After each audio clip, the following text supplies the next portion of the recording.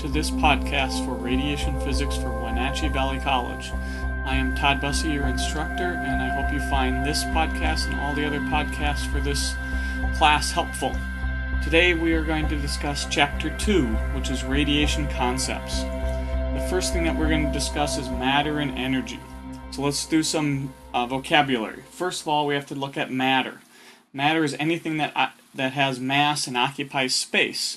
We can also think of matter as having energy. When we get to Einstein's law of energy, we have energy equals mass times the speed of light squared. So matter is just what stuff is there, how much stuff is there. When we look at matter, we also have to look at mass. And mass is a property of physical objects which measures the amount of matter the object contains. Since we're a metric country, and we are a metric country, we're going to measure most things in kilograms. Although, since you're in the real world, you will also still measure things in pounds. But I'm a physicist, and so we measure things in kilograms. So mass is just kind of how much stuff is there. And then we have to look at weight. Weight is the vertical force exerted by a mass as a result of gravity. And in the metric system, we measure weight in newtons. In the customary units, the one that we're used to, we actually measure mass in slugs and weight in pounds. So when you step on a scale, you're actually measuring the force of gravity that's pulling down on you. That's the weight. And weight and mass are different. You have the same mass no matter where you are, unless you lose a limb, but you have the same mass no matter where you are, but your weight is different. So if you actually want to lose a little weight, take a scale up to the top of Mount Everest and weigh yourself, and you'll have less weight there because the pull of gravity is less on the top of Everest. So mass and weight are different, and we have to remember that they are different. The next thing that we have to look at is how we put all of this stuff together. We have mixtures, we have substances, we have elements, atoms, compounds, molecules. They all fit together. The first one that we are going to look at is the atom. The atom is the smallest component of an element having the same chemical properties. So that's like an atom of oxygen or an atom of carbon. All carbon atoms behave the same way, so that's going to be an atom, the smallest thing that we have. At least for what we think of as the smallest thing that we have. There's a lot of other theories out there. Molecules are another thing that we're going to deal with. A molecule is the smallest particle of a pure substance that still retains a chemical composition and properties. Molecules can be either polyatomic or monoatomic. The polyatomic ones have more than one element attached to them, like oxygen is usually O2. There's two oxygen atoms stuck together, two oxygen elements stuck together. Or monoatomic, there's only one there. Like some of the noble gases are monoatomic. And then after we have molecules, we have to have compounds. Compound is a substance formed from two or more elements with a fixed ratio determining the composition. And the ratio is dealing with whole numbers. Okay? When we look at a compound, we're looking at water. Water is a compound. It has a hydrogen and oxygen attached together. So it's H2O, two hydrogens, one oxygen, and they come together to make a compound. So one way to look at this is all compounds are molecules, but not all molecules are compound. So you can have a molecule that is a compound, like water, and you can have a molecule that is not a compound, like oxygen. O2 is a molecule, but it's not a compound. Okay, and we have a picture of a water molecule there. So we have two hydrogens attached to an oxygen. That's going to be a compound. Right, the next thing we're going to look at is you need to be familiar with the periodic table. So there's a link to a periodic table on the website, and I would look at that, be familiar with that. If you've had chemistry, you are familiar with that.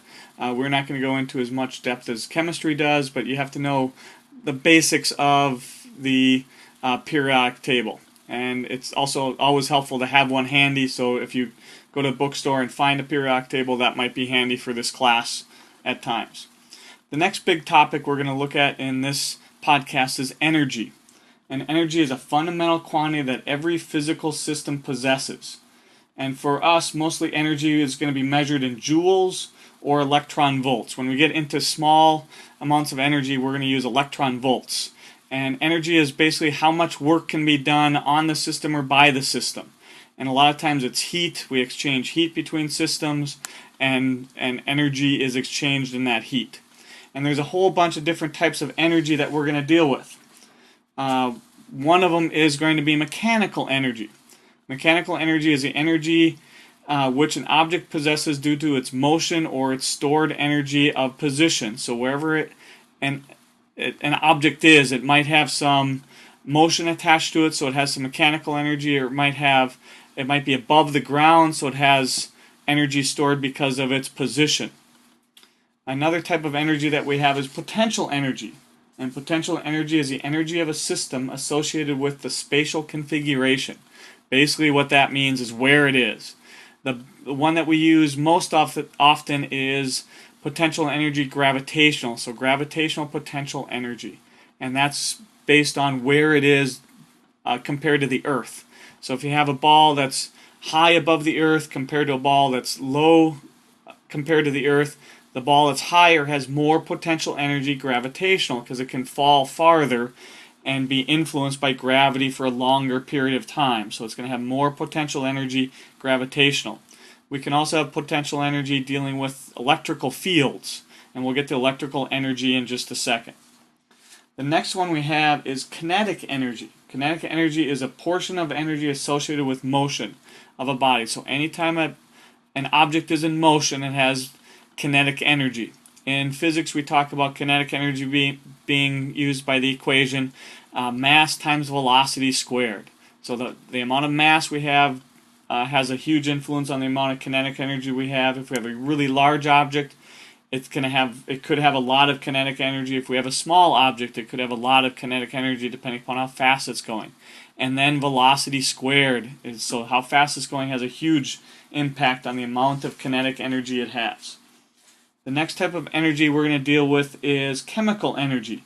And chemical energy is released as a result of chemical reactions. So you put two chemical reactions together, they make an explosion. That's chemical energy that's being released. The next energy that we have is electrical energy. So electrical energy is a form of energy related to the position of an electric charge in an electric field.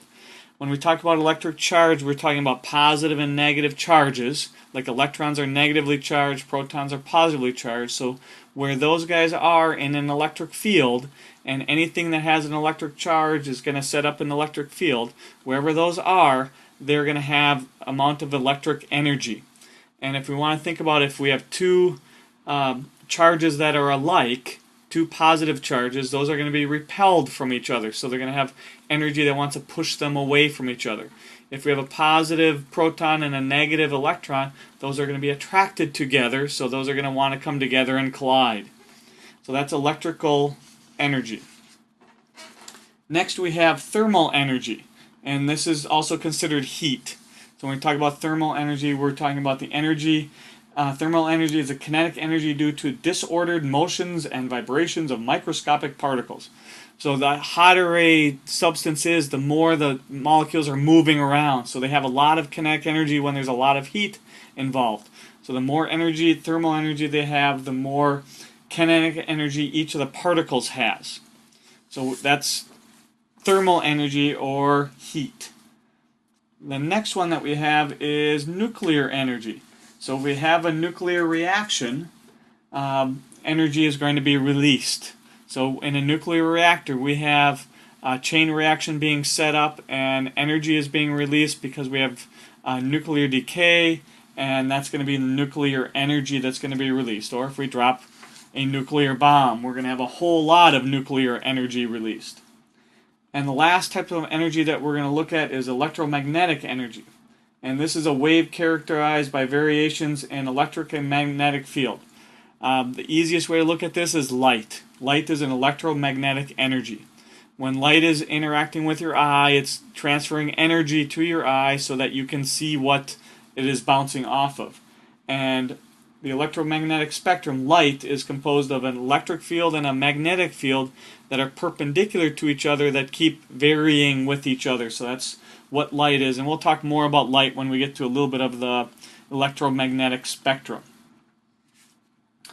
The next piece we're going to look at is Einstein's mass-energy equivalence. This is the famous equation, E equals mc squared, where E is the amount of energy that's there in joules or electron volts. Mass is for m, and that's going to be measured in kilograms for the most part. And c is the speed of light, and the speed of light is 3 times 10 to the 8th meters per second. And since we're a metric country, we're going to use 3 times 10 to the 8th meters per second. And if you have a little bit of mass, that could transfer into a lot of energy if you can harness that energy. When you deal with nuclear reactions, you're dealing with that law, and that's the amount of, when you lose that amount of mass, you're going to gain a whole bunch of energy. The energy is going to come in a couple forms. One is radiation. Radiation is energy that comes from a source and travels through some material or through space. So radiation we can think of as light, heat, sound.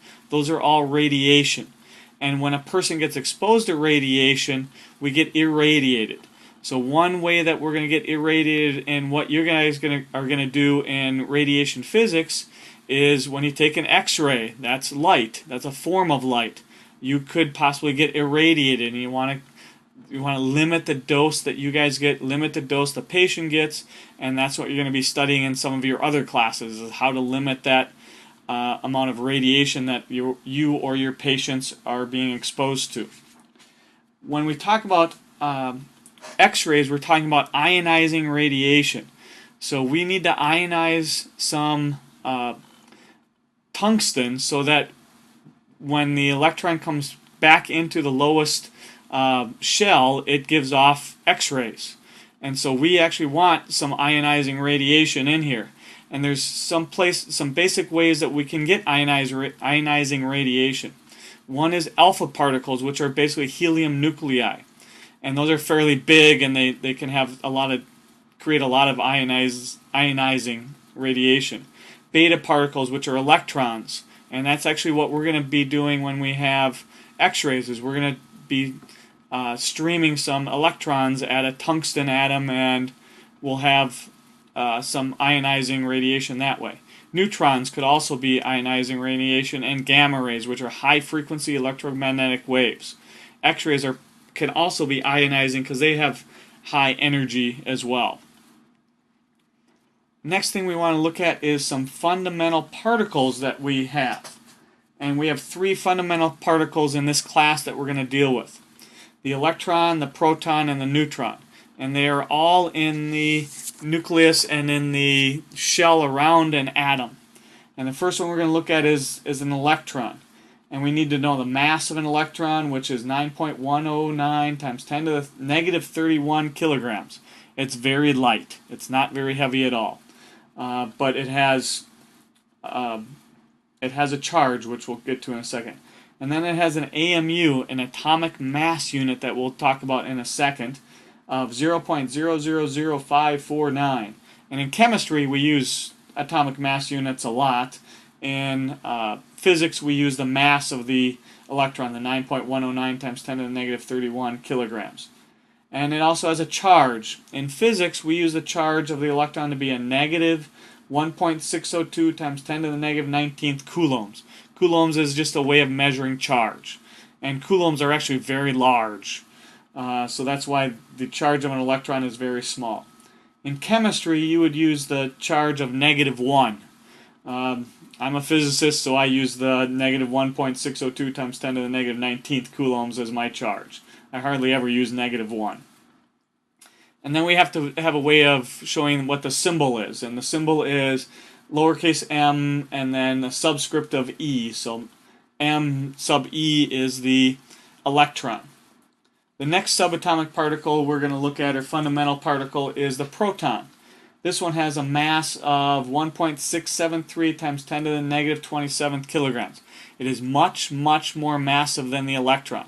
They all sound like they're very small, negative 27th and negative 31, but it's 4 magnitudes bigger than the electron. And so the AMU, the atomic mass unit, is 1.00728 atomic mass units. And it, oddly enough, it has the same charge, except positive, as the electron. So the charge of a proton is 1.602 times 10 to the negative 19th coulombs. And therefore in chemistry they use a charge of 1. Symbol for proton is M sub p. So M sub p is a symbol for the proton. The last fundamental particle that we have is the neutron. The neutron is in the nucleus of an atom, and it has a mass of 1.675, so almost what it is for the proton, times 10 to the negative 27th kilograms. The proton and neutron have about the same mass. The neutron's just slightly heavier, but not much. So it has an atomic mass unit of 1.00867. But oddly enough, it doesn't have a charge. It is a neutral, that's why neutron, a neutral particle. It doesn't have a charge on it. And the symbol is M sub n on that. Now the atomic mass unit is the unit of mass equal to 1/12 the mass of an atom of a carbon isotope with a mass number 12. So basically they needed to have an easier way of figuring out the mass of a atom or the mass of some chemicals, and so carbon was a very abundant chemical element, and so they decided to do 1/12 the mass of a carbon. That's why carbon is 12. And the atomic mass unit has a mass of approximately 1.66 times 10 to the negative 27th kilogram.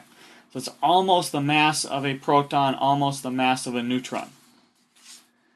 The next thing that we're going to look at is a little bit of history of the atom. We have some theories of the way the atom was thought of and discovered. And so the first one is the Greek atom. Basically, the Greek atom was air, earth, water, and fire. That's what the elements were.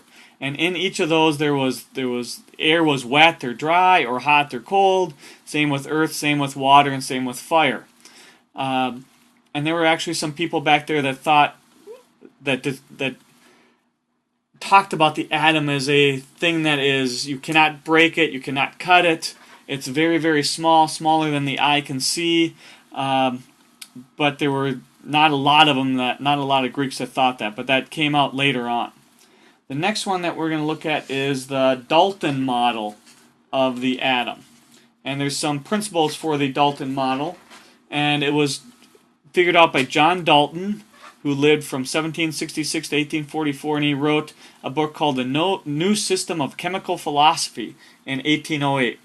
He was actually a high school chemistry teacher, and he did a lot of research, a lot of discovery, a lot of thinking and writing on his own about atoms and chemicals and chemistry, and he came up with 4 principles dealing with the atomic theory. One is all matter consists of tiny particles.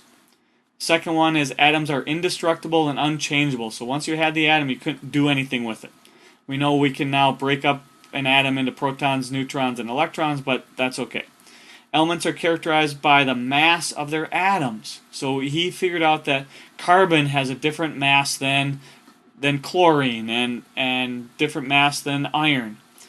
And the next one, he says, when elements react, their atoms combine in simple whole number ratios, like water, H2O. It's not H1.5 to oxygen 2.02. It's 2 hydrogens, 1 oxygen. Nice whole numbers. And a person that went off of him a little bit was Dmitri Mendeleev, who basically figured out the periodic table. He didn't have all the elements in it, but he figured out the characteristics and where everything would be in the periodic table. And the next person we're going to talk just a minute about is J.J. Thomson. He was around from about 1856 to 1940, so not that long ago. And he discovered, along with a few other people, the electron. And the way he did that was he was shooting some particles at some gold and some other things, and other things were bouncing off, and he brought a magnetic field close, or electric field close, which deflected the beam of particles that he was going and looking at. And after a lot of research, he figured out the mass of it, the charge of it, and figured out that, oh, we're going to name this thing the electron. And then later on, they discovered the proton and a whole bunch of other things. And then Niels Bohr came along. He was around in 1885 to 1962. And actually, Niels Bohr is one of my favorite physicists. He did quantum mechanics, and he had some arguments and discussions with Albert Einstein, and he was a great physicist. But he put forth the Bohr atom, which was the planetary model for the atom. And there's a simulation on the website, and there's also a video of the Bohr atom on the website as well. So basically what he thought of was the nucleus was basically the sun, and the electrons were orbiting around the nucleus. So it looks like it was basically a planetary system. And there's the picture right after the Bohr one about the green and red nucleus and the gold electrons floating around it. So that's what we talk about with a little bit of the history of the atom. There's some links to the Wikipedia site and some other sites that have way more discussion of the history of the atom, but for our purposes, what we've talked about now and what's in the book is sufficient, but you should probably read some of those other ones so you can have some more experience with the atom. Another topic we're going to look at tonight is the atomic structure. And so we're going to look at chemical elements. The number of protons in the atoms of an element is known as the atomic number of the element. So when we're looking at atoms and elements, we're going to look at the atomic number is the number of protons in there. So for example, if we look at carbon, it has 6 protons in it, so its atomic number is 6. When we look at uranium, it has 92 protons, so its atomic number is 92. When we have an isotope, isotopes are atoms of a chemical element whose nuclei have the same atomic number Z, and Z we call the atomic number, but different atomic weights.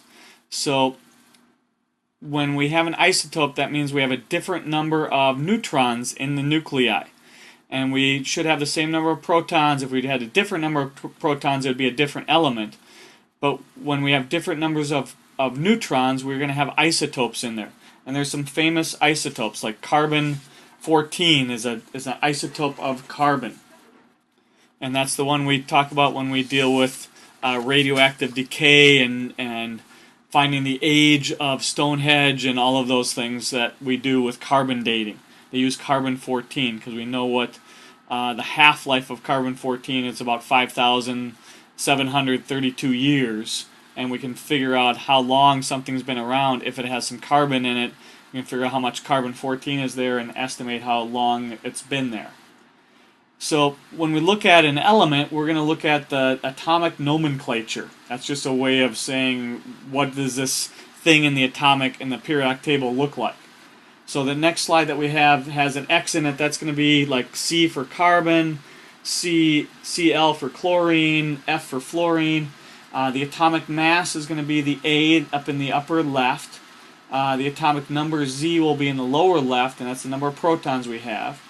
The bottom right will be the number of atoms per mole, and the upper right will be the valence state. Is it a neutral atom, which will have no number up there? Is it did it lose an electron, so it's a negative or a positive 1? If it gained an electron, it's a negative 1. So does it have the same number of protons as electrons? That's the valence state. Now if we look at a couple examples, like barium, the atomic mass is 138, and the atomic number is 56. So what that tells me is we should be able to figure out the number of neutrons in the atom. If we take 138 minus 56, that will give us the number of neutrons in the atom. And let me get my calculator really quick behind me, and we can figure that out. So if I have 138 minus 56, that gives me 82. So in barium there are 82 neutrons in the atom. The next one is ruthenium, and that has 102 for its atomic mass and 44 for its atomic number. So 102 minus 44 gives me 58. So it has 58 neutrons in its nucleus.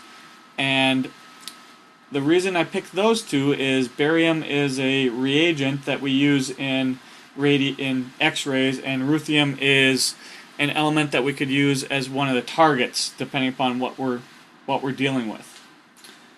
So that's the atomic nomenclature. Now the next thing that I've talked about previously a little bit is ionization. And it's something that we're going to talk a whole lot about because we need to ionize the tungsten so that we get X-rays emitted. So ionization is any process by which a neutral atom gains or loses electrons, thus acquiring a net charge. For us in radiation physics, we want the tungsten atoms to lose an inner shell electron. If it loses an inner shell electron, when that shell is filled up, we will probably get an X-ray out of it. So that's why we're going to talk about ionization a whole lot in this case. The next thing that we have to look at is sources of ionizing radiation. There's some natural ones and there's some man-made ones. Some natural ones are cosmic rays. They're high energetic subatomic particles, mostly protons and helium, that travel around space with close to the speed of light. And we get a lot of those from the sun. We also have terrestrial radiation, which is long wave radiation that is emitted by the Earth back into the atmosphere. That's basically heat coming off the surface.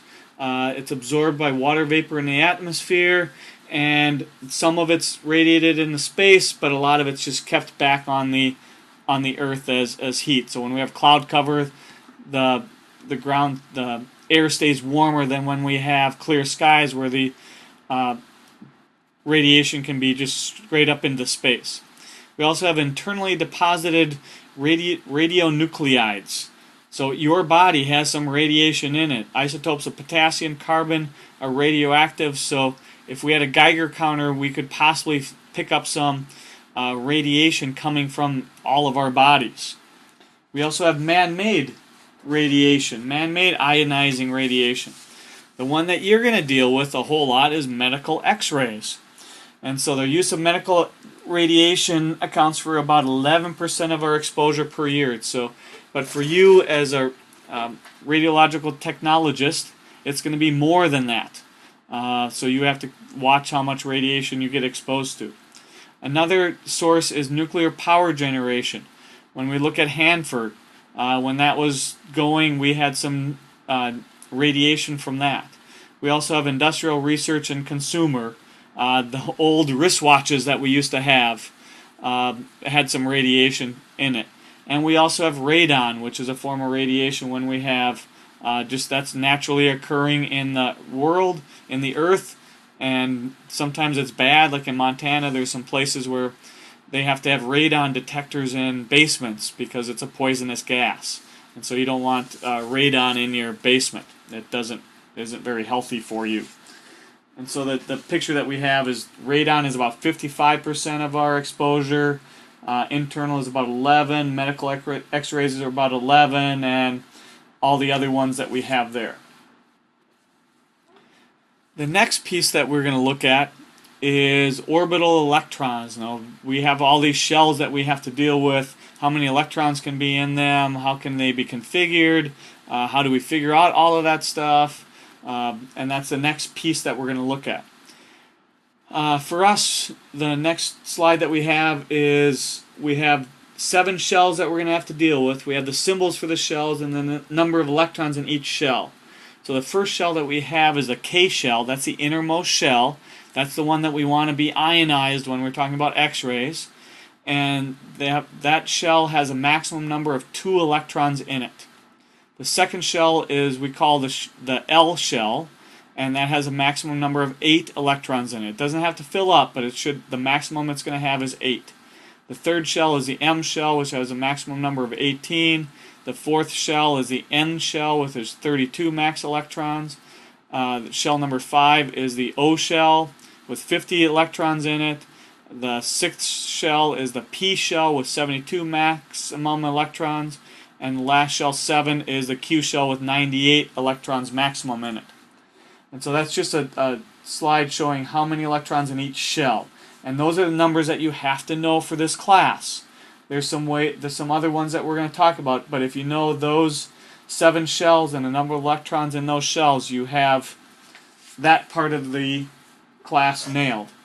Now, to figure out the number of electrons in a shell, we have a nice little easy formula where it's 2 times n squared, where n is the shell number. So for example, if we had the third shell, we take 3 and square it, so 3 squared is 9 times 2, that's 18. So the M shell has 18 electrons in it maximum.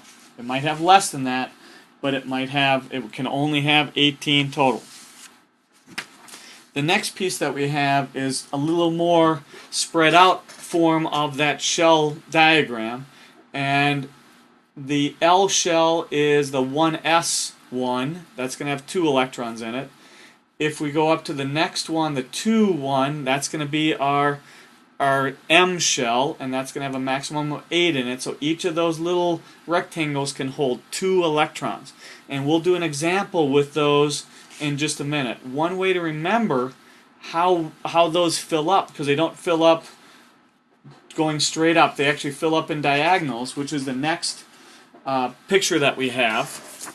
And the diagonal lines show how they are filled up. So the 1s fills up first, then the 2s fills up second, the 2p fills up next, and then we go to the 3s, and then we go to 3p, that fills up, and then 4s fills up before the 3d.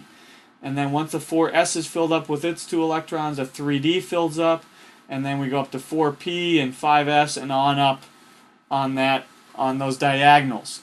So when we do a dot diagram, you're going to need to have this picture handy, and that's on the website, and you can print that off.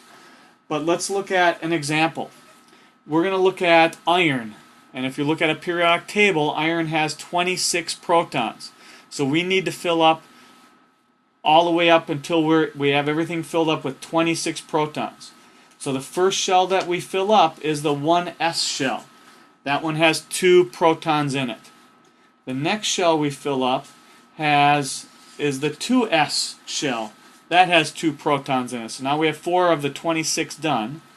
The next shell that fills up is the first of the 2p's. That's going to have 2 electrons in it. And then the next shell of the 2p, which has 2 electrons in it. And the next shell of the 2p's, which has 2 electrons in it. So the p shells have a maximum of 6 electrons in all of those shells. So we have 2, 4, 6, 8, 10 electrons so far. We need 26, so we need to keep on going. The 3s one is the next one to fill up, and then we go to the 3p's. So we're going to have 2 in the first one, 2 in the second one, 2 in the third one, and those are filled up. So now we have 2, 4, 6, 8, 10, 12, 14, 16, 18. We still need 26. So the next one that fills up is the 4s. And so that's going to have 2. Now we have to go from the 4s to the 3d. And you can see that the levels kind of to match up a little bit. So now we have 2 in the first 3d. And there's 5 boxes in the 3d. So we might have 10 more in those 5 boxes. But let's count how many we have. 2, 4, 6, 8, 10, 12, 14, 16, 18, 20, 22. We need 26, so we need 2 more. That's going to be 24, and then the last 2 go in that third box for the 3D. So that's filled up right now with the electrons. We needed 26. And the way we would show that we have this filled up is the 4s squared is filled up, and 3d6. So the 6 tells us that there are 6 electrons in that 3D shell. And that's going to be for iron. There's another example on the website, but that will help you with that. The next piece we're going to look at is valence electrons. And so with valence electrons, those are going to be the outermost shell. So valence electrons are the electrons contained in the valence shell of an atom, or the outermost shell, and which are likely to participate in a chemical reaction. So the outermost shell is what's going to interact with other chemicals. And so there's a chart, actually it's two charts, that look at the valence electrons. And if you get out your periodic table, you can look at group 1, group 2, group 13, 14, 15, 16, 17, and 18, and see how many valence electrons there are. And the group configuration is in there ns 1 to the 1, and that's going to have one valence electron. So it has one extra electron sitting out there, and since it only has one sitting out there, that one can be used by another element very easily. The next valence shell has 2 valence electrons, so 2 of them can be moved around. The third one has 3, the group 14 has 4, group 15 has 5, group 16 has 6, group 17 has 7, group 18 has 8. So if we have 8 shells in our valence, that one is not going to react very well at all. Those are going to be the noble gases. Those don't react with hardly anything.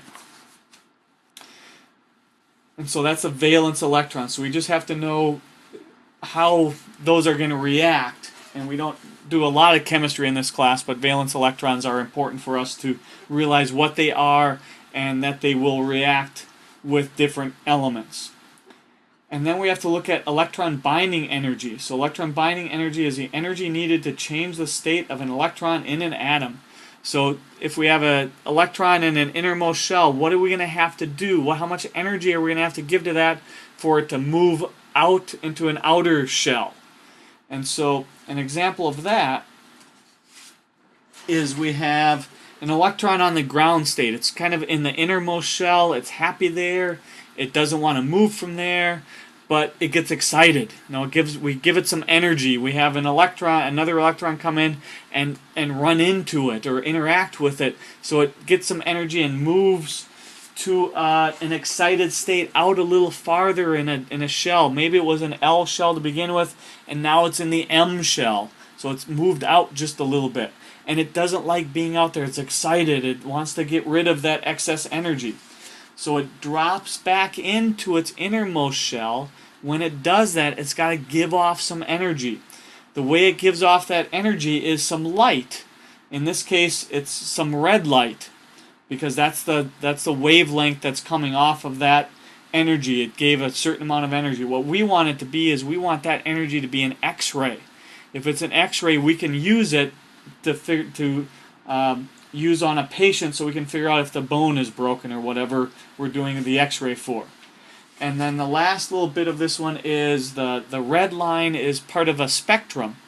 And my brother works in chemistry, and he does some mass spec stuff. And so he gets these lines on there, and he can tell what element and what energy they have based on where the lines are and what color they are. So he deals with mass spec all the time. And then we have the binding energy in a table, and this is actually the Balmer series, Paschen series, and Lyman series. Luckily, you don't have to worry too much about that, but I just wanted to show you that different binding energies will have different amounts of energy. So if we take from that bottom one and move it up just a little bit, we're going to have about 10 electron volts of energy given off, and that will be a certain wavelength of light that we can see. And if you look at the next slide with the different spectral lines, those are the different lines of energy, different colors of light that are given off when the electron comes back down into the bottommost shell. Now the next slide that we have is actually when we look at tungsten. I know it's hard to read on this podcast, but it's easy to read on the website. And the one that I want to focus on is that K shell, the innermost shell. So if we can get one of those electrons in the innermost shell out of there and have another one drop down into it, we might get about 70 kilo electron volts of energy, and that's an X-ray. That's a usable X-ray. If it isn't that, we aren't able to use it in X-rays, and it is stuff that we have to filter out or stuff that we have to protect the patient from being exposed to. So we want that innermost shell to be given off and be filled in so that we can get an X-ray out of it. Now, I talked about electron volts and kiloelectron volts. Well, let's define what an electron volt is. An electron volt is the amount of energy gained by a single unbound electron when it falls through an electrostatic potential difference of 1 volt. This is a very small amount of energy. So basically, we take an electron, we have 1 volt separation, 1 volt potential difference. Most batteries are 1.5 volts or 9 volts.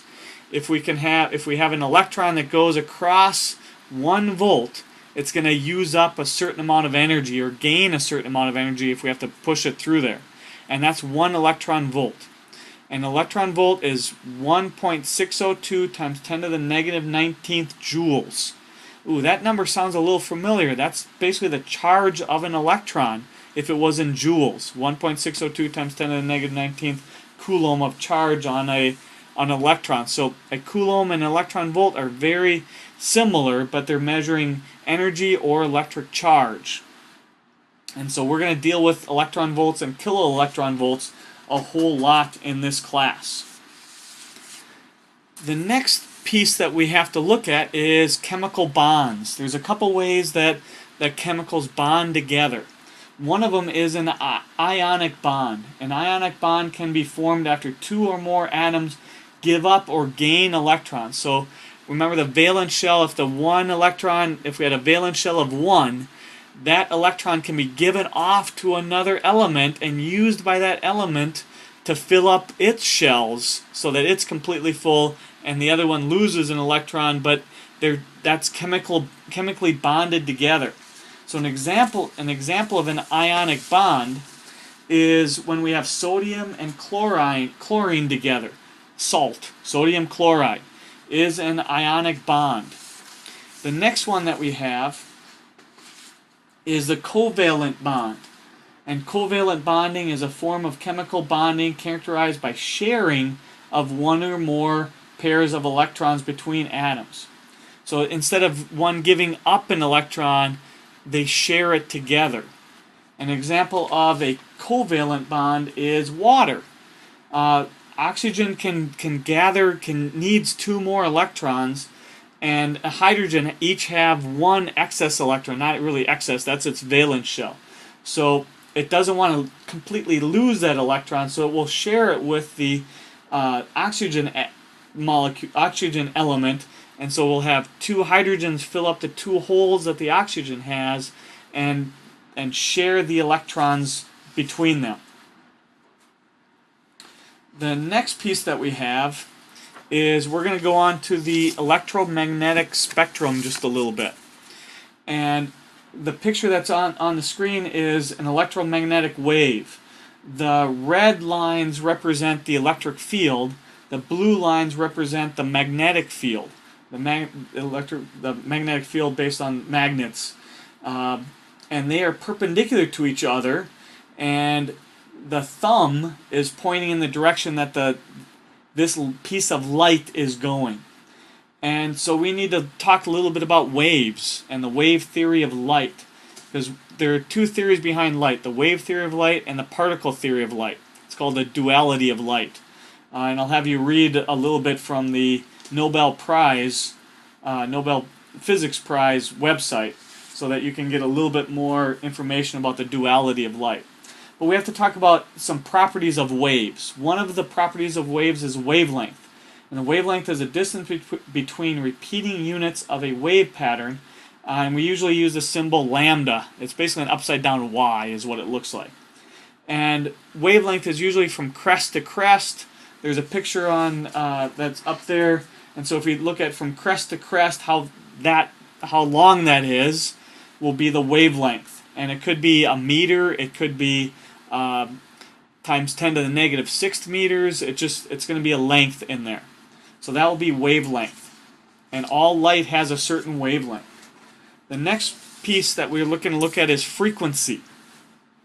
And frequency is a number of cycles of repetitive waveform per second measured in hertz or cycles per second. So basically it's a number of wave crests that go by in a given time period, and we talk about number of wave crests per second is what a hertz is. And frequency is dealing with pitch. So when we talk about the pitch of a sound, we're talking about the frequency of the sound. The higher the pitch, the higher the frequency. So that's the easiest way for me to think of frequency is when I talk about sound. The next piece of a wave that we're going to deal with is amplitude. Amplitude is the non-negative scalar measure of the wave's magnitude of oscillation. So basically we want to figure out how high is the wave. Now, is it a 3-foot wave? Is it a half a foot wave? Is it a centimeter wave from the equilibrium point, the center point? Because a wave goes up and down. So you can see from the picture that the right-hand side, the little y value, is the amplitude of that wave. However high that is in meters is what the wavelength of the amplitude of that wave is.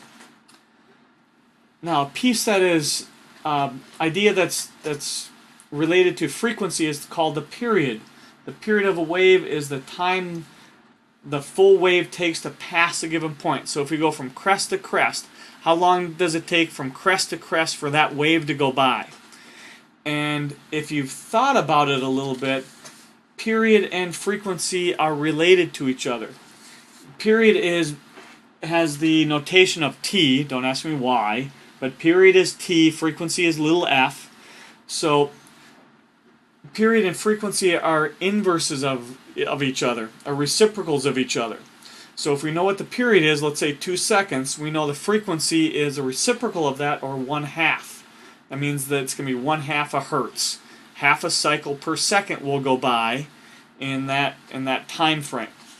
So we have period, we have frequency, and they're reciprocals of each other. Now, these kind of all come together in the wave equation. And v on the wave equation is velocity. How fast is the wave going? We can calculate how fast the wave is going by looking at the frequency and the wavelength. So the frequency is cycles per second, and wavelength is meters. So if we remember velocity or speed, that's going to be meters per second. So when we take 1 over seconds times meters, we're going to get meters per second, or speed. And that will give us the speed of the wave. If we know the frequency and we know the wavelength, we can get the speed of the wave. Now let's switch over a little bit to the particle theory of light. And there's a really nice article on the Nobel Prize website that I have a link for on the website. And it talks about that duality. It's rather long, but it's a very good article. And when we talk about the particle theory of light, we're talking about photons.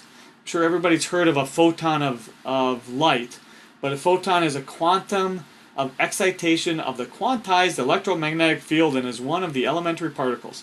So basically it's a bit of light that goes by. It's a quantum of energy that goes by. What Einstein would think of when he looked at light is he looked at the wave, but on the wave there was a little denser part of the wave. There's a little knob on the wave that was the photon. And when we get more into some of this, we'll talk about the how Einstein got his Nobel Prize in physics, and that's part of where the photon came from. But now we have to look also in the particle theory of light is Max Planck and the Planck equation. And the E is energy again. The H is a constant. You're going to come across a lot of constants in physics. And there's 2 of them for this depending upon how we're measuring it. And F is frequency, just like we talked about frequency of the wave. An alternative to that, HF, is when we look at what Einstein did, and he took the Planck's constant again, times the speed of light, divided by the wavelength of light. And if you look back at the wave equation, you can see solving for F, you can get the speed of light divided by the velocity of light divided by the wavelength of light. And H has 2 different values depending upon if we're using joules or we're using electron volts. If we're using joules for the measure of energy, we're going to use 6.626 times 10 to the negative 34th joule seconds as our Planck's constant, H. if we need to use electron volts, we're going to use the H as 4.136 times 10 to the negative 15th electron volt seconds.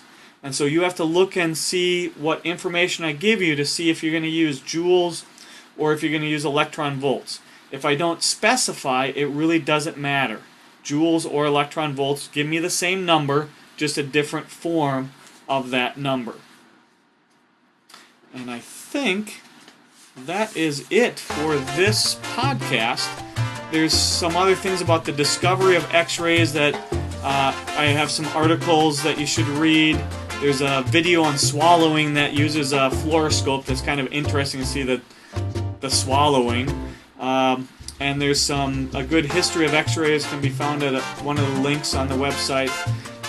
But I think for this podcast, since it's about 50 minutes long, that's long enough for this one. And thank you for listening, and I hope it helped you with some of Chapter 2. And if you have any questions, please contact me, and we will answer those questions as best we can. So until next time, thank you very much.